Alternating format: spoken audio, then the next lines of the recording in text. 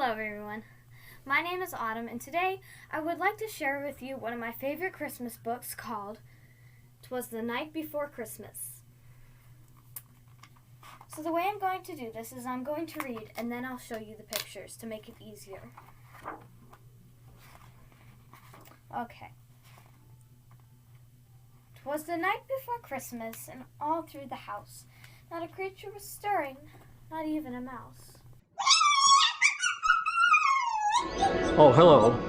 You're probably here about the story. Elves love to tell stories. I bet you didn't know that. One of the oldest and most popular poems ever, commonly referred to as "'Twas the Night Before Christmas," was written in the early 19th century.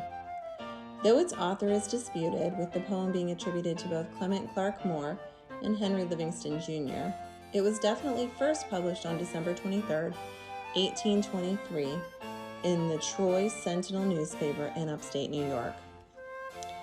Dassa McKinney Elementary friends, we present to you "'Twas the Night Before Christmas."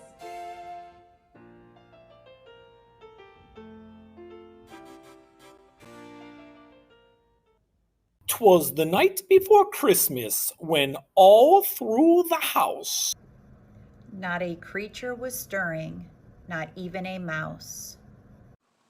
The stockings were hung by the chimney with care, in hopes that St. Nicholas would soon be there.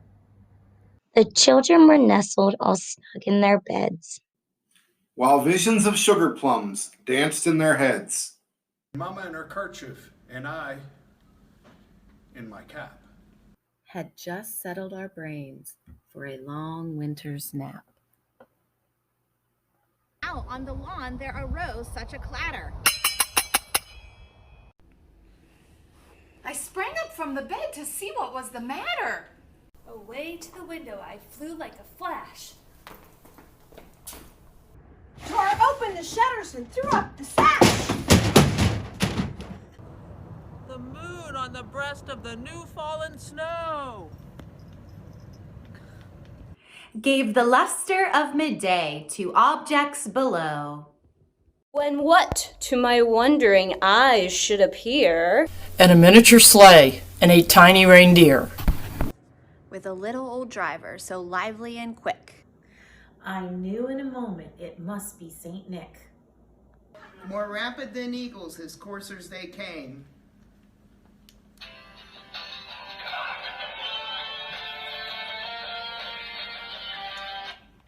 And he whistled and shouted and called them by name. Now Dasher, now Dancer, now Prancer and Vixen. On Comet, on Cupid, on Donder and Blitzen. To the top of the porch, to the top of the wall.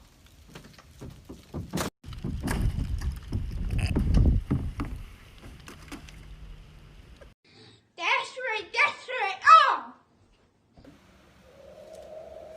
As dry leaves before the wild hurricane fly,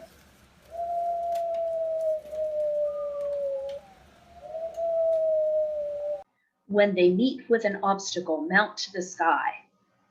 So up to the housetop the coursers they flew, with a sleigh full of toys, and St. Nicholas too. And then in a twinkling, I heard on the roof the prancing and pawing of each little hoof.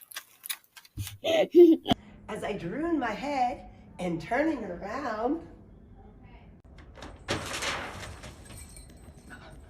down the chimney St. Nicholas came with a bound.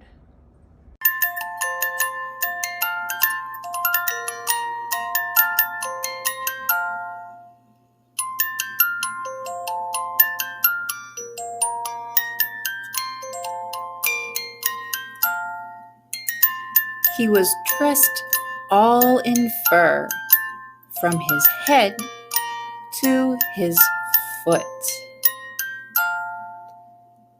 His clothes were all tarnished with ashes and soot. And a bundle of toys was flung on his back. and he looked like a peddler just opening his pack. His eyes, how they twinkled. His dimples, how merry. His cheeks were like roses, his nose like a cherry. His droll little mouth was drawn up like a bow. And the beard on his chin was as white as the snow. Ho, ho, ho, ho. The stump of a pipe he held tight in his teeth, and the smoke it encircled his head like a wreath. He had a broad face and a round little belly that shook when he laughed like a bowl full of jelly. He was chubby and plump, a right jolly old elf. And I laughed when I saw him in spite of myself. A wink of his eye and a twist of his head. Soon gave me to know I had nothing to dread. He spoke not a word, but went straight to his work. Filled all the stockings and turned with a jerk. And laying his finger aside of his nose. And giving a nod, up the chimney he rose. He sprung to his sleigh, to his team he gave a whistle. And away they all flew, like the down of a thistle. But I heard him exclaim ere he drove out of sight. Happy Christmas to all, and to all a good night.